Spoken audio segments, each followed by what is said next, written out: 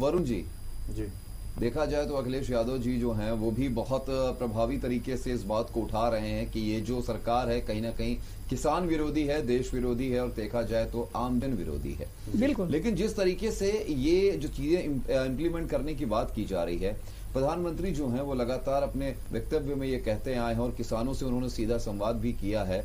उन्होंने कहा है कि भाई ये जो चीजें हो रही हैं ये आज से नहीं हो रही, पिछले 6-7 महीने से ये बिल आ चुका है। आखिर मंडियां बंद नहीं हुई हैं, समस्या कहीं नहीं है, केवल विपक्ष इस चीज को हवा दे रहा है। और देखा जाए तो बहुत सारी पार्टियां हैं जो इसी चीजों को, जो हमारे जो कृषि कानून है इसमें जो चीजें हैं उसको लागू करना चाहती थी, हमने लागू कर दिया है। तो भाई आप हमें श्रेय मत दीजिए, श्रेय की बात आ गई है जैसा कि विपक्ष हमेशा कहता रहता है। तो आपको क्या लगता है कि फिर वही गोलमोल हवाबाजी की जुमले वाली बातें हो रही हैं क्या? देखिए अनुराग जी, चीज ये है कि जब ये किसान बिल लोकसभा में कोई एक नियम के तहत पास होता है, देश के राष्ट्रपति ने अध्यादेश ला करके इस बिल को लेकर के आए, लोकसभा में ये बिल पास हुआ, राज्यसभा में इस बिल को ध्वनि मत से पारित किया गया। राज्यसभा देश का एक उच्च सदन है जहां पर वोटिंग के आधार पर बिल को पारित होना चाहिए था। सरकार की मंशा पे सबसे पहले दिन सवाल वहीं पर उठ गया कि उन्होंने इस बिल को ध्वनि मत से वहां पारित कर करके और देश के सामने इस बिल को प्रस्तुत कर दिया। ना इस बिल पर कोई चर्चा हुई, ना किसान संगठनों को इसमें बुलाया गया, ना राज्यों से इसमें कोई सहमति ली गई। देखिए, कोई किसान हिंदुस्तान की सरकार का बंधुआ मजदूर नहीं है। किसान अपनी जमीन पर हल चलाता है, अपना पसीना खून पसीना एक करता है, तब इस देश को अनाज देता है। आज वही किसान को जब लगा कि हमारे साथ ये एक बहुत बड़ा छल हो गया है, आज हमको सरकार ने उद्योगपतियों के हाथों में, बड़े बड़े कॉर्पोरेट घरानों में बेचने का काम किया है, तो आज हिंदुस्तान का किसान सड़कों पे उतर करके 24 दिन हो गए आज वो प्रदर्शन कर रहा है, इतने जाड़े में बैठ करके। वहां पे 26 किसानों की डेथ हो चुकी। सरदारों के जो ग्रंथी थे राम सिंह जी, उन्होंने इस बात पे खुदकुशी कर ली कि आज ये गूंगी बहरी सरकार सुन नहीं रही है, और उसके बावजूद भी इन सरकार के कान में जूं नहीं रेंग रही है।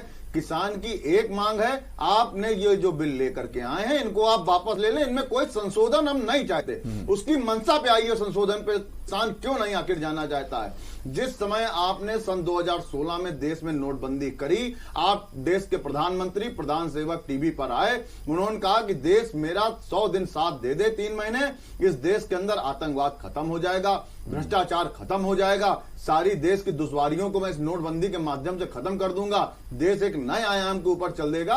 उस नोटबंदी ने इस देश की कमर को तोड़ के रख दिया। जिस तरीके से उदारीकरण के बाद इस देश में आर्थिक दौड़ चालू हुई थी, वो दौड़ नोटबंदी के बाद खत्म हो गई। फिर भी सरकार नहीं चाहती।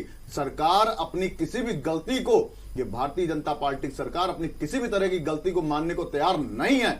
उसके बाद वो जीएसटी लेकर के आई, एक धूमधाम से रात के समय उसने फंक्शन किया जैसे देश के अंदर आजादी का कोई फंक्शन होने जा रहा हो। जीएसटी ने पूरे हिंदुस्तान के उद्योगों की कमर को तोड़ के रख दिया। अनुराग जी, आज किसान इन सारी चीजों को ध्यान में रखते हुए कि तुम्हारे मन में, सरकार की नीयत में, सरकार की मंशा में उसको कोई खोट लग रही है, सारे किसान संगठन मांग करते हैं। और इसीलिए हम कोई सरकार में शामिल नहीं थे। अकाली दल जो इनका सबसे पुराना साथी था, जिस समय भारतीय जनता पार्टी की नींव रखी गई थी, उस समय इनका अगर कोई सहयोगी दल था तो अकाली दल था, उसने सबसे पहले इस बिल का विरोध किया। आज भारतीय जनता पार्टी में बीरेन्द्र सिंह जो कि सांसद रहे हैं, उनका लड़का भी आज सांसद है, वो इस बिल में किसानों के साथ में है। तो आप इसमें, समाजवादी पार्टी हमेशा किसानों, नौजवानों, गरीबों, मजलूमों के हक में हमेशा साथ में खड़ी है। हम इस आंदोलन में किसानों के साथ में पूरी तरीके से, क्योंकि किसानों के साथ इसमें छल किया जा रहा है। भारतीय जनता पार्टी की योजनाओं के लिए यहाँ पर हम लोग डिबेट पे नहीं बैठे हैं। परिवार को दी गई है, भारतीय जनता पार्टी की आपकी उज्ज्वला योजना गाँव में बड़े लोग हैं, इनको दे दिया जाए। देखिए, आपने बहुत देर से भारतीय जनता पार्टी की सारी योजनाओं बताया जी, किसानों को नहीं दी गई है। किसान सम्मान निधि में आप किसानों के सम्मान के लिए ये बता दो, आज तक कितना पैसा किसान सम्मान निधि में आपके पास आया? ठीक। और हिंदुस्तान में किसानों के साथ किसान सम्मान निधि में जिस तरीके से उनके साथ मजाक किया गया, आज हिंदुस्तान का किसान अपने आप को ठगा महसूस कर रहा है। उज्ज्वला योजना में सिलेंडर तो आपने दे दिया, कहा सब्सिडी नहीं देंगे। 100 रुपए अभी आपने घरेलू जो महिलाओं का जो एक तो अन्नदाता के ऊपर चोट करी, दूसरा अन्नपूर्णा के ऊपर चोट कर दी। में जो हमारे चौके हैं, जो हमारे किचन है, आज आपने वहां पे 100 रुपए सिलेंडर के दाम एकदम बढ़ती कर दी। और आप अपनी योजनाएं बता रहे हो, धता हो गई आपकी उज्ज्वला योजना। गांव में किसानों ने उज्ज्वला योजना के सिलेंडर को चौराहों पर रख दिया कि आज वो फिर उसी अपनी पुरानी व्यवस्था में आ गए। आप जिस तरीके से आज आपने अपनी योजनाओं को जनता के सामने आप बता रहे हो, यहाँ पे योजनाएं सुनने नहीं, आज सरकार अगर इनकी योजनाएं अच्छी होती खड़ी है तो किसान आत्महत्या न कर रहा होता। 6 साल से जितनी आत्महत्याएं हुई हैं जोड़ लीजिए, किसान ने आत्महत्या किया। किसान गांव में रहता है, शहर में नहीं रहता है। नहीं, हम भी गाँव में हैं। सुनिए, सीधे उसके आज किसान परिवार से हो, आप देश की सेना पे रहे हो, दिल में हाथ रख के कहो कि नोटबंदी के बाद आपके गांव का क्या हाल था। मैं अनुराग जी दावे के साथ कह सकता हूं, इस देश में भारतीय जनता पार्टी की सरकार की वजह से, धर्मेंद्र जी सुन लीजिए, नोटबंदी ने देश की ग्रामीण अर्थव्यवस्था को तोड़ दिया और जीएसटी ने देश की शहरी अर्थव्यवस्था को तोड़ दिया। वरुण जी, हम ट्रैक पे आ जाएं। मुद्दा यहाँ पे है कि किसान आखिर वहाँ पे क्यों रुका हुआ है, क्यों डटा हुआ है। और आखिरकार जब एक बात सीधी सिंपल सी है, जब दो देशों के बीच तनाव होता है जी, तो बड़े बड़े शीर्ष अधिकारी जो हैं वहां सैन्य अधिकारी बैठ के बात कर लेते हैं एक टेबल पे आके, वार्ता के जरिए कुछ ना कुछ रास्ता निकालने के लिए। आखिरकार 24 दिन हो रहे हैं, वार्ता के जरिए रास्ता क्यों नहीं निकल रहा। आखिरकार देखा जाए तो वहां पे जिस तरीके से प्रोपोगेंडा हो रहा है, कहीं ना कहीं देखा जाए तो बहुत सारी ऐसी ताकतें भी लगी हुई हैं, जिस तरीके से हमने भी देखा है कि एक तरह से वहां पे आंदोलन के साथ साथ एक मेले का हुजूम दिख रहा है। तो सबसे बड़ी समस्या ये है कि आखिरकार समस्या क्या है। इससे किसान आंदोलन से बड़ा देश में नोटबंदी हुआ। देश में बहुत से ऐसे निर्णय इस भारतीय जनता पार्टी की सरकार ने लिए, मगर उसको नोटबंदी को देश की जनता ने चुपचाप स्वीकार करना चाहा कि चलो भाई खत्म हो रहा, मगर वो सारी मनसाएं खत्म हो गई। ठीक है, आज जो किसान आंदोलन पर है उसका सिर्फ एक कारण है, उसको सरकार की मंशा पर भरोसा नहीं है। लेकिन वरुण जी, एक चीज यहाँ पे भी उठती है, 10 संगठन ऐसे भी हैं किसानों के 19 जो सरकार से मिलने गए। अब 10 से 19 हो गए धर्मेंद्र जी, बहुत अच्छी बात है आपके लिए, जो सरकार के इस कानून के समर्थन में खड़े हैं। अब आप ये बताइए कि ये किसान असली हैं या फिर जो वहाँ बॉर्डर पे बैठे हैं वो किसान असली हैं? ये तो आप लोग तय करेंगे। ये हमारी आपकी तरफ है, क्योंकि जो किसान आज इतने जाड़े में जिसका गेहूं बोने का इस समय टाइम चल रहा है, वो अपने उस धरती माँ को छोड़ करके आज दिल्ली को घेर करके खड़ा है। आज दिल्ली में वो पड़ा हुआ है खुले आसमान के नीचे, जमीन के ऊपर वो किसी तरीके अपनी दिन रात गुजार रहा है और सरकार से गुहार लगा रहा है। इसमें भी हमको तय करना पड़ेगा हिंदुस्तान का कौन सा किसान असली है, किसान नकली है। सवाल ये उठ रहा है ना, ये जो किसान संगठन सरकार के पिछलग्गू हैं, जिनको इन्होंने अचानक रातों रात डेवलप कर दिया। जो प्रदर्शन आज आप समझिए कि किसानों के सबसे किसान नेता रहे हैं क्या बीरेन्द्र सिंह, जो सांसद रहे। धर्मेंद्र जी, अगर आपकी नॉलेज में ना हो, आज उनका पुत्र भी आपकी भारतीय जनता पार्टी सांसद है। आज वो वही दिल्ली में बैठे हुए किसानों के समर्थन में वो बैठे हुए हैं। कहा कि जो 19 संगठन किसान का समर्थन कर रहे हैं वो सरकार के पिछलग्गू हैं, हम मान गए, और जो विरोध कर रहे हैं हम कहते हैं कांग्रेस सपा के पिछलग्गू हैं। नहीं, पिछलग्गू नहीं, वो सड़क पे है। आप किसी को 24 दिन प्रदर्शन में नहीं बैठा सकते हैं। आप धर्मेंद्र जी सुनिए, किसान ने, अगर आप किसान घर से आते हो, अगर किसान ने अन्न पैदा करना बंद कर दिया, हड़तालें तो बहुत देखी होंगी। अगर हिंदुस्तान के किसान ने अगर एक आपके सीजन की हड़ताल कर दी ना, तो देश में त्राहिमाम हो जाएगा। आज देश की हुक्मरान को पता चल जाएगा किसान क्या है। आज सिर्फ देश का किसान भोला वाला है, जिसको कि भारतीय जनता पार्टी और केंद्र सरकार साथ चला जा रहा है। मगर आज किसान शिक्षा के माध्यम से पढ़ भी चुका है, वो देख रहा है कि किस तरीके से मेरे साथ 2014 से छल हो रहा है, मगर उसी के लिए आज वो किसान वहां पड़ा है कि इस बिल को वापस ले लो। इस बिल को वापस लेने तक हम यहाँ से नहीं हटेंगे। एक चीज मैं यहाँ पे मेंशन करूंगा, जिस तरह से कॉन्ट्रैक्ट फार्मिंग की भी बात चल रही है, आपको भी शायद पता होगा कि महाराष्ट्र में कॉन्ट्रैक्ट फार्मिंग पहले से चल रही है, पहले से ही लागू। उसके जी हाँ, कई प्रदेशों में है, महाराष्ट्र में भी है। उसके बावजूद ये फिर जो यहाँ पर परिदृश्य देखने को मिल रहा है कि हर एक चीज पर कहीं ना कहीं चोट की जा रही है कि कॉन्ट्रैक्ट फार्मिंग को भी खत्म किया जाए। तो वैसा पहले तो देखा जाए कि कई ऐसी जगहें भी हैं जहाँ पे बीजेपी की सरकार नहीं है, देखा जाए स्टेट में, लेकिन दूसरी सरकारें हैं वो कॉन्ट्रैक्ट फार्मिंग चला रही हैं।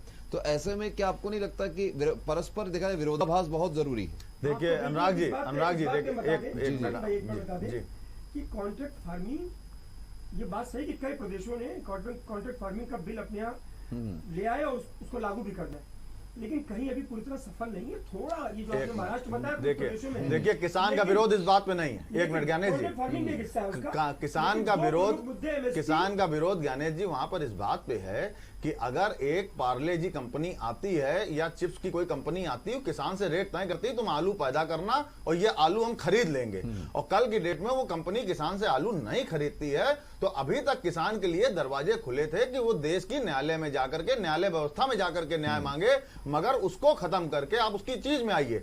भाई 3 कानून ये लेकर के उसमें उन्होंने, इसमें एसडीएम तय करेगा, वो किसानों की, गरीबों की बात सुनेगा कि वो एक मल्टीनेशनल कंपनी की बात सुनेगा। सरकार ने भी कहा है कि न्यायालय वाली व्यवस्था भी कर नहीं, किसान को आज समस्या सरकार की मनसाई में तो है, और झगड़ा किस बात का है? सिर्फ सरकार। तीसरी चीज आ जाइए, अभी एक तीसरे बिल पे हम लोग नहीं आए अनुराग जी, सारी बातें प्रस्ताव में। देखिए जब कोई चीज ही, एक मिनट, ये होता है कि दाल में नमक हो तो दाल खाई जा सकती है, जब नमक में ही दाल है तो दाल को छुआ नहीं जा सकता, ये काला कानून है जी। लेकिन अगर बात की जाए अनुराग जी, एक मिनट, मैं आपसे पूछ रहा हूँ, एपीएमसी की जो बात है, एपीएमसी की बात जो करी जा रही बार बार, एमएसपी की बात की जा रही, ये तो देखा जाए तो मैनिफेस्टो कांग्रेस का भी रहा है। मेरी बात सुने, नहीं तो कांग्रेस और भारतीय जनता पार्टी तो एक दूसरे के, एक सिक्के के 2 पहलू हैं। नहीं, ये भारतीय जनता पार्टी और कांग्रेस एक सिक्के के 2 पहलू हैं। मतलब आप लोगों ने आज तक, चाहे वो कांग्रेस की सरकार रही हो और चाहे वो भारतीय जनता पार्टी की सरकार रही हो, इन्होंने हमेशा किसानों के साथ छल किया है। लेकिन एक चीज बताइए, कभी एआईएमआईएम को आप लपेट देते हैं कि बी पार्टी है बीजेपी की, कभी आप कांग्रेस को भी सरकारी गल्ला मंडी कांग्रेस ने ही बनाया था कि आप आके अपना, हम लोग किसान की डिबेट में बैठे। एक तीसरा बिल भी इनका है भंडारण। इस बिल पे आप बताएं हमको, और हमारे धर्मेंद्र जी बैठे हैं, ज्ञानेश जी बैठे हैं, कि युद्ध और आपदा के समय आप भंडारण नहीं कर सकते हैं, बाकी आप भंडारण करें। उस पे सरकार ने कितना हंसी वाला, इनके तोमर जो हैं कृषि मंत्री, उन्होंने दिया कि किसान भी भंडारण कर ले। अरे किसान अपनी 2 जून की रोटी को नहीं खा पा रहा है, आज आपने भंडारण की व्यवस्था ले आए, आप कॉन्ट्रैक्ट फार्मिंग ले आए, आपने एमएसपी पे आपने प्रश्न चिन्ह लगा दिया, मंडी समिति को आप खत्म कर रहे हो दिन पे दिन। भंडारण पे बता दें आप, ठीक, आवश्यक वस्तु अधिनियम 1955 में एक मिनट, एक स्टॉक सीमा की बात होती है कि आज उसको उन्होंने खत्म कर दिया ना। हम लोग की मांग थी आज नहीं, व्यापारी की मांग है, मगर किसान आज की डेट में, ज्ञानेश जी मैं उसी लिए आया हूँ कि आप से जुड़ा ये मुद्दा है। 3/7 को मुलायम सिंह जी जब चीफ मिनिस्टर थे, उन्होंने इसको स्थगित किया था। मेरी बात को सुनिए, आज जिस तरीके से किसान की फसल को एक व्यापारी कर लेगा, व्यापारी हिंदुस्तान का है, हिंदुस्तान का नागरिक है, उसको व्यापार करने का पूरा हक है, मगर देश में भंडारण, आज किसी चीज का भंडारण कर लिया किसी उद्योगपति ने, आज बड़े बड़े आज इन लोग के वो बन रहे हैं, बड़े बड़े अपने गोदाम बना रहे हैं, आज इन्होंने कर लिया। एक मिनट ज्ञानेश जी,